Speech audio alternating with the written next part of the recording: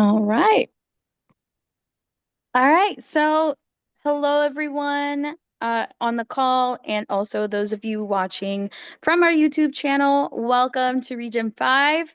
And if whether you're a fellow Lobo or you're not, we're hoping that you find all of the information that Taimi will present tonight useful, and that'll help you throughout your career, whether you're a student or a professional. So, today, we are here to talk about perfecting your resume. And our speaker is actually our very own regional junior representative, Taimi Landestoy. I've had the privilege of working with her for a while now, whether it's local or at the regional level. She has also a lot of experience recruiting at Dow Chemical, which is where she currently works at. And she's very passionate about trying to help students and professionals find their ways through the ideal career that they have in mind. So please stay tuned for the end where we'll actually talk a little bit more about the Lobos Leadership Forum. As well as some of the competitions that we have active, and then other ways that we, the regional team, can help you with your resume. So without further ado, we'll give the floor over to Taimi Landestoy, our speaker for tonight. Woo! Thank you, Cindy. Thank you. And hello, everyone. Buenas noches. Like Cindy mentioned, I'm Dai Milandes, so I will do like a little brief intro before we go into it. Cindy mentioned a lot of my timeline, but yes, regional junior representative for Region 5 for the past 2 years. Been with SHPE for over 6 years since my undergrad at the University of Houston. Go Cougs! I graduated with my bachelor's in chemical engineer back in May of 23, and I started with Dow Chemicals. So tuning in from Freeport, Texas. I am a run plant production engineer with Dow, and also, like Cindy mentioned, I have been heavily involved with recruiting activities, whether at the university level or at the national conferences, SHPE and SWE. I also have experience as a first gen uh, ambassador at the university, so this with the career center. So I used to do a lot of these workshops and presentations about elevator pitch, resume critiques, mock interviews, and personal branding. So I'm super excited about the opportunity to be presenting to you guys today. And also super excited to get to see all of you at the Lobos Leadership Forum coming in April that, like Cindy mentioned, we'll talk a little bit more about it towards the end. So we are starting with a question. So whether you feel comfortable responding in the chat, but for you, what is a resume? And I can tell you the answer to that one. A resume is a one-page document that describes who you are as a candidate. I kind of bolded one page, but I kind of want to make like a reference to this. When you're an undergrad student, your resume should not be any longer than a one page. Leave the 2 pages, maybe three at max for PhD students or maybe professionals with many years of experience. But as an undergrad student, we really need to be more concise with what we put in there. The older experiences kind of have to go away, and we'll go in more details about how to decide what to put and what not to put in your resume. It's very probably, you might know by now, or if you don't know, the resume alone will not get you the job. And that's what the leadership forum is for. We covered in the previous presentation the elevator pitch. Today, we're talking about the resume. So getting that dream job takes a couple of steps or like skills that you have to build. And it's always important that what you're putting in your resume has that information in a clear, concise, and a logical manner. So answer this already, but let's see if you guys were paying attention. How many pages should a resume have or be for an undergrad student? And if you can just say it in the chat or even comment on the video, that will be amazing. And here's like a fun fact. A recruiter spends on average 15 seconds to 2 minutes reviewing your resume. And I have experienced this myself. think about it, like put yourself in the recruiter's shoes. We have this super long line, it's a super long day with a lot of students with different backgrounds, different diversities, different cultures, different degrees, different experience. And like it only takes a couple of seconds to do that little filtering through and looking through your resume to determine whether or not you will be like a good candidate for the position that we're hiring. So this is something very important to keep in mind when we are drafting our resume. And I go back to the idea of like, let's be concise, clear, and put like the most important information about our experience. And here we start more going towards making your resume results oriented. I love equations. We're all engineers. So throughout the presentations, you will see a couple of equations on it. But how do you make your resume results oriented? It's the sentence is accomplish X as measured by Y by doing Z. X basically stands by like a goal that you accomplish.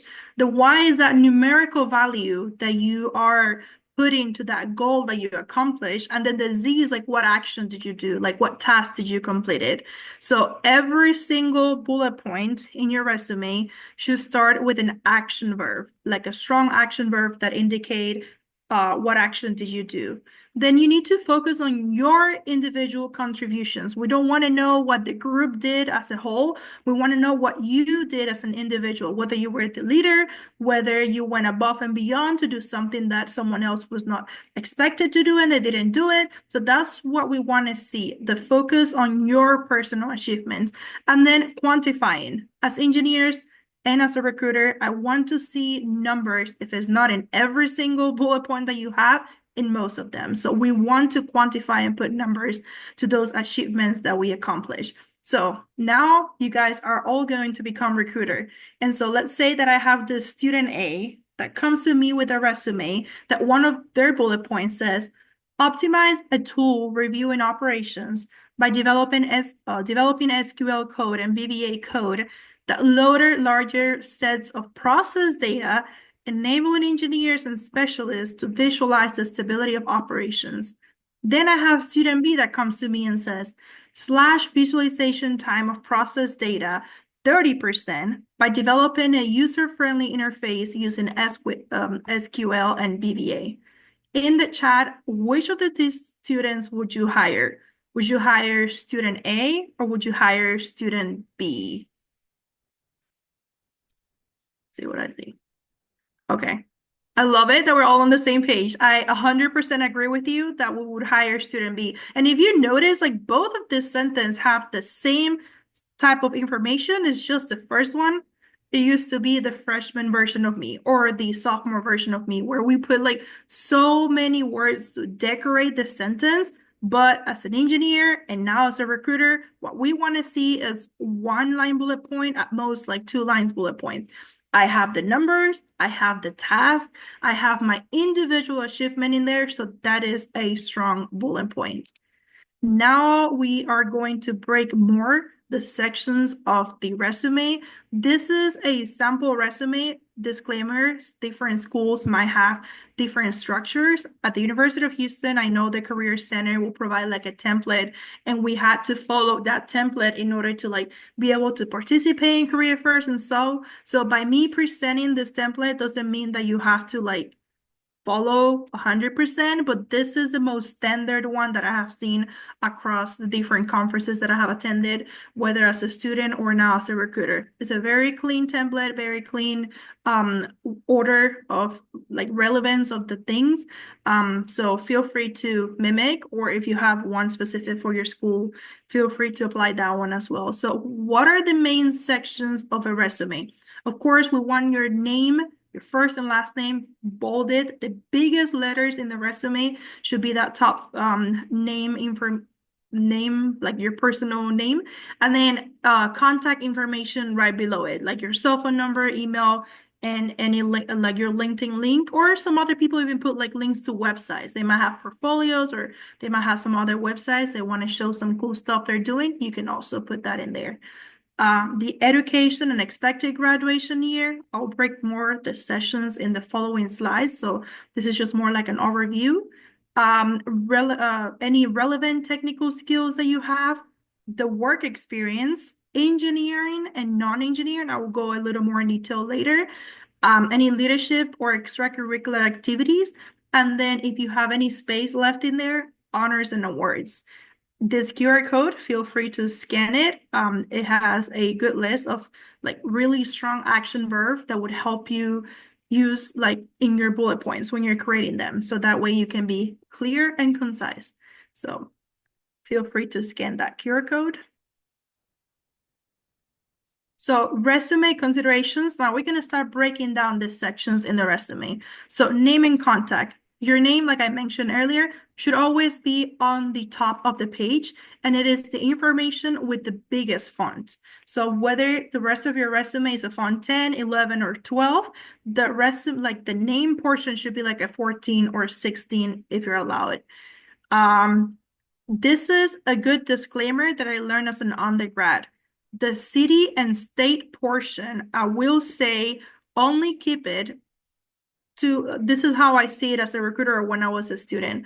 As a recruiter, when I see someone who puts a city on the resume, that person is either telling me like, hey, I'm already in the city that your company is, so like you don't have to help me with relocation or anything like that. Or, hey, I only want to work in this city, so don't even contact me if like you have a job somewhere else. So I feel to be playing the safe side, if you really want to include a city and state, only do it if you're telling the recruiter you want to work in that specific location, because the recruiter can take it either the good way or, I mean, it's not a bad way, but like the way that will limit your opportunities. So if you're just trying to tell me, hey, I live here, I already kind of know that if it's like the school, like if it's the same city that you go to school at, like you don't have to be redundant with that portion. So again, keep the whole city and state only if you're trying to tell me that you just want to stay in that location.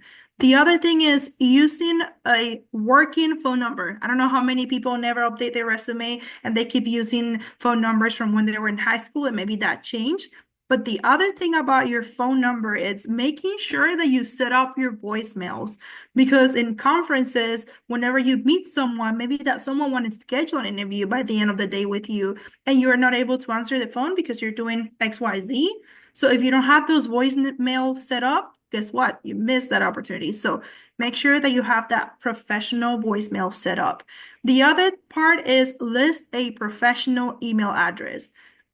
For the students, one of the professional recommendation is use your school email, especially if you have that routed to one of your personal accounts like a Yahoo or a Gmail. Because as a recruiter, when I'm going through all of this many pages of resume and I kind of want to just like scroll like down here, oh, like this is Timey at U of H, like, oh, I met her at U of H type of deal. So in your first couple of years of college, I would recommend using your school email as long as you have access and you're constantly checking them. But then when you're towards your senior year, you might want to start adopting your, or if you're a professional, you might want to start adopting your personal Gmail or Yahoo or Outlook account, making sure it is a professional address for that. And then you don't need to label like, this is my email, this is my phone number, like just list it in there. Um, this is a session that is kind of missed by many people, but it's actually a really nice session to have in your resume, and that is your summary, professional summary, objective, however you want to call it. This is pretty much a general description. I will call it 1 through 3 sentences that you tell me who you are and what you're going to bring at the table for the company that I work at or that you want to work at. And then what are you looking for? Are you looking for an internship or a co-op? So I said it, I like formulas or equations. So here is a general formula for generating a professional summary. You're just going to tell me your major, classification. This is for students. This with experience in, and then you're going to list me like 3 things that you have experience in. And then you're just going to say what you're looking for. Seeking a summer, fall internship or a co-op for well, 2024, 2025, whatever term that you're looking for a co-op or an internship.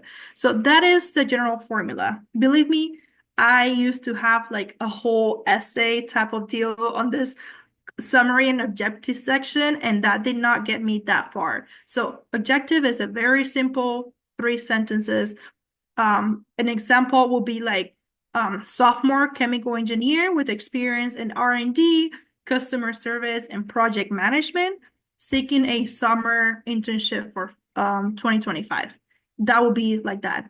I see people who would like to decorate it or take it a little more extra. I don't know, like sophomore chemical engineer with experience in R&D, um, customer service, and project management, with a passion for XYZ, seeking a summer internship. Like I've seen that one. And then I've seen the other version where like people tell you to be specific on your resume. So like if you're trying to target a specific industry, like I don't know, technology, oil and gas, people might recommend you to put that in there, like seeking a summer internship in the oil and gas industry for summer of 2025.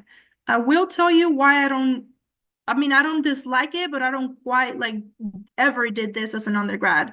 Because if you by mistake give that oil and gas resume to a chemical company like Dow, we're not oil and gas, we're a chemical industry. And I've had a lot of students come to me and be like, oh, I like the oil and gas. I'm like, then why are you talking to me? So if you by accident do that personalized resume that you did for oil and gas and give it to a tech company or to a chemistry industry or to any other industry, that can also limit or like hurt you. So up to you, your personal decision. If you want to be that specific on your summary, I personally never implemented that. I just keep a very general resume with my most relevant experience that could be applicable in any industry. But just giving you that tip in there. Next is the education session. Here is again like a little example of what it would look like. You're going to say on top, what is the school or institution that you are currently going at? Is always in chronological order, anything that you list with the most recent up top. Maybe you went through community college and you got an associate's, you can put that second, but on top, tell me what university you're going. Tell me what degree you're getting on this university. Tell me when is your expected graduation. You don't have to write expected graduation. Just put in there a date. If it's in the future, I know it will be unexpected. And then I want you to put your GPA only if it's above a 3.0. You will get mixed opinions about this, but I'm telling you as a recent college student grad who sometimes like the GPA might not meet the 3.0, but if it doesn't meet it and you put it, then you're limiting yourself from getting opportunities. Now, you have to understand there's some companies who really require that 3.0, 3.5. So there's no way around or loop around that. But my biggest recommendation as an undergrad student, if you ever have a GPA below 3.0, do not list it in your resume. The question might come up, so you have to be ready to tell your story or to tell the answer to that question. They might be like, oh, what's your GPA? And then if it's below 3.0, feel free to be like honest and have your story for it. But do not put it on your resume so that you don't limit yourself from opportunities. The other things that you want to list in there is if you have any minors or any certificates, it's on the next line if you're trying to get any minor at the university. For freshmen and sophomores and maybe juniors, I kind of recommend them for space fillers to put relevant coursework. However, I don't want you to put like SHPE 3300. Like I don't know what that is at A&M versus what that is at U of H versus what that is at in Harvard, whatever. So you don't want to list the catalog number. You want to list the class, like actual title of the class. The other thing that you don't want to do is you don't want to list the classes that everyone takes. We all take physics, we all take calculus, we all take chemistry. So you want to list your upper level classes in there.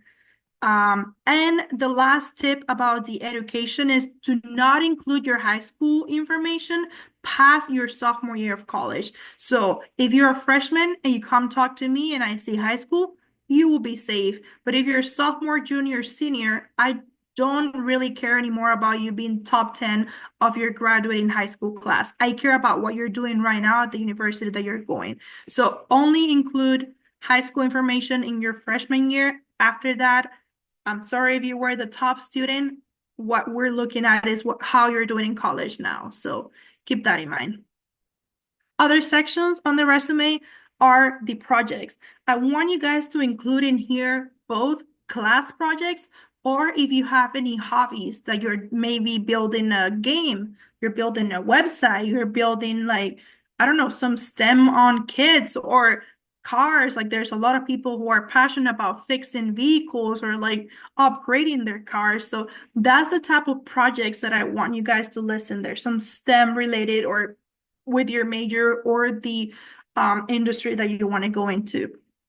The work experience.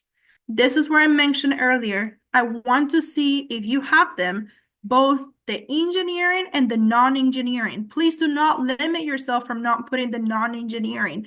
I am a living example that with a customer service job, you can still get a summer internship.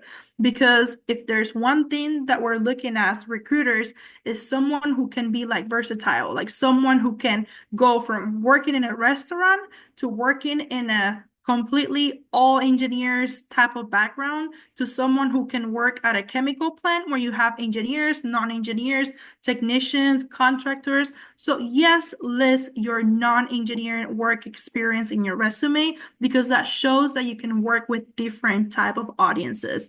And then on the template, it kind of has that structure that you will put for that work experience, you know, like the company name, the position that you had, the location where this job happened, and then the time frame from when to when you were working at this location.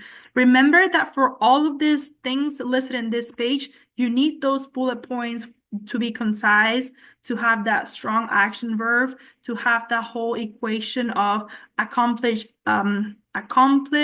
X by doing Y while completing Z. So that's the structure that you guys want to go ahead and follow for all of the sections on this one. Leadership and extracurricular involvement. I also want to see this. I want to see someone who is beyond a 4.0. I want to see someone who does more than just having a 3.0, 3.2, 3.4. I want to see someone who goes to school, but in the afternoon, this someone comes and join a resume workshop with SHPE, a person who is holding SHPE Junior, community outreach, president, vice president, any leadership, or has any community involvement within the organization, because this is how it translates to the work experience. When you come to work for a company, many companies have this whole tradition of like giving back to the community. And guess who is going to be that person? You. Because if you have been doing this since your undergrad years, then it will be way easier, more natural and organic for you to do it as a full-time employee. So yes, I do want to see people who do just more than just go to school.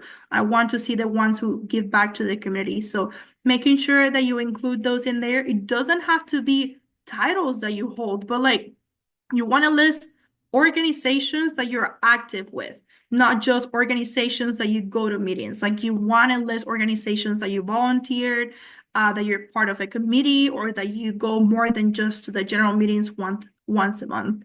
The skills section, this is for technical skills. I do not want to see any soft skills in here. The soft skills, you show them.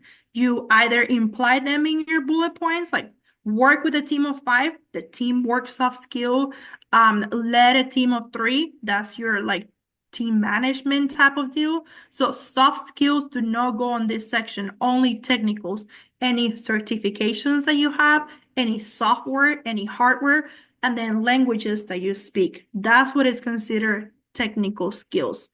And then honors and awards, like I said, space filler, maybe in your first couple of years of college, if you have any like scholarship or any like award that you have gotten because of good grades or because of your background or whatever reason, I just want you to list them. I don't want you to tell me how much you got.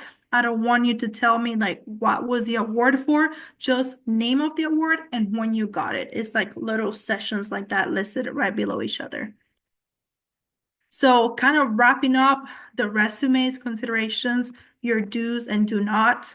Again, one page resume for an undergrad, and then for a graduate and non-traditional students, so whether someone who went to the workforce and then went back to school or people that go to the military, you guys will be allowed maybe a 2 pages resume. The font types, I mean, any of these options are a good one. You want to keep your resume no less than a 10, even if you have the most experience in the world. We might have to reevaluate some experiences and kind of push out the older ones, but no less than a 10 and no more than a 12 for your font size.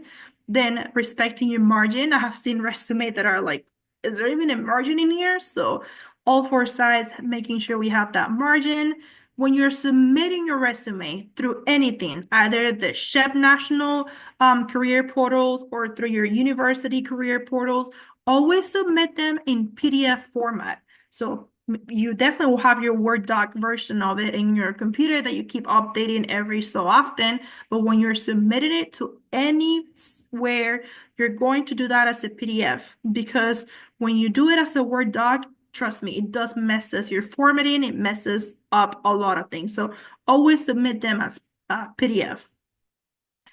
Again, every entry on every section has to be in chronological order, and then you have to start like the top part will be what you're currently working on, what you're currently doing. You have to spell out acronyms because you don't always know who is going to be talking with you. So like I might know what SHPE stands for, but someone else who might not know about SHPE be talking to you and be like, oh, what is SHPE? So spell out acronyms that you have, or maybe some school acronyms or some projects. You might be a chemical engineer talking to a mechanical, electrical, industrial. Like not everyone is familiar with all the acronyms. So if you have an opportunity, make sure to do that. And then use spell check, use your friends, use SHPE, use mentors, have as many people as possible reviewing your resume. A resume is like quite never perfect. There's always someone who is going to find something, whether it's grammar errors, whether it's like how to improve an idea, a bullet point that you're trying to put out there, whether it's for me, there was like a silly one time where like my dash lines for from when to when I was working at some places, like they look different throughout the resume. So even if it's silly like that, it keeps building a stronger and robust resume. Now, what you don't want to do in your resume, I don't want to know your personal information, of course, social security and all that, but also home address. I have seen a lot of people put in their home address in the resume. I'm not going to send you any gift yet until I hire you. But your home address, leave that for the application on the job application. I don't want to see your home address in your resume. Marital status, that doesn't influence my decision. I would say though, sometimes a recommendation that I was given is if you're a US citizen and you have a you can call it like a Hispanic or immigrant name. Like you might want to put that as a disclaimer in your resume. I personally had it in there because unfortunately there's some people that might limit our options if we don't clarify that. But that's just more like a personal recommendation. Like I said, do not include any soft skills, creativity, organization, communication, teamwork. You put that in your bullet points. You don't have to put that in your actual skills section. The whole statement of references upon request, when I did this presentation a couple of years ago, I was like, who even does that? And then I saw a lot of resumes doing it at National. We don't put that. That's not even a thing anymore. And if it is a thing, it will be more of like a conversation that you have, or even when you submit that application online, that it asks you where you worked before. Some people might ask you, like, can we contact that person that you work with? So leave that for behind the scenes when you're submitting the online application. The high school information, I emphasize it again, do not include it after your sophomore year. And then do not put anything in your resume that you cannot speak about. Sometimes we try to sound cool, or we trying to sound smart. For example, when we're coming up with some of those numbers of like improve by 150% the efficiency of the process, have a story behind that, because I guarantee you 110% you will be asked something about it. So do not include something you cannot speak on that behalf. And like we said before, your story is very unique. That's pretty much what sets you apart from the rest of the 200 plus students that I see at a conference, that I see at a career fair. So making sure that you're sharing your strength with confidence, share your story with confidence, because like only you know it, only you work at that place. So only like you know like what really happened. So and for this last couple of ones, maybe either probably open the floor for questions if I don't mistake it, and then we can see if we can promote a little bit of the leadership forum too. But is there any questions?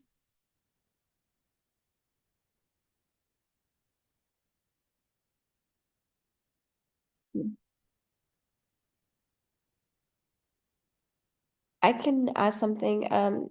I mean, a lot of times we also see a lot of people putting like clearances. Do you have any tips or anything on that for clearances on security clearances for federal jobs on resumes?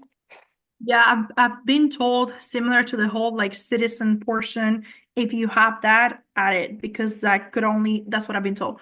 That could only be like a plus for you because if there's any opportunity at any company that you're talking with, especially because most likely you might be talking within that industry, that kind of adds a plus for you because you already have that. You have already completed that background check part.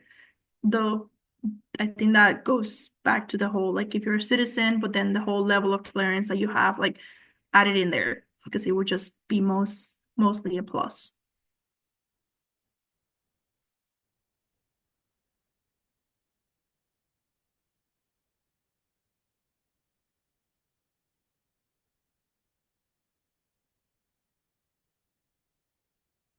Right, I can tell you a little more about this offer that we have for you guys.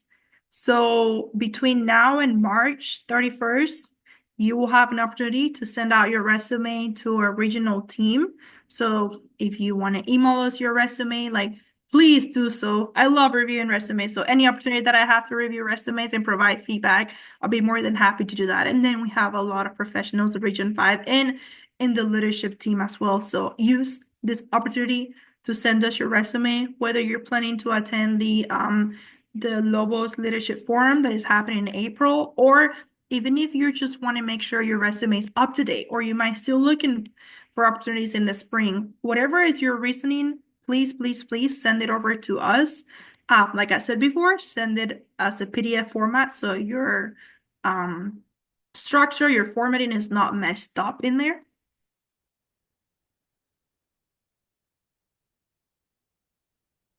And then, do we still have Cindy in the call?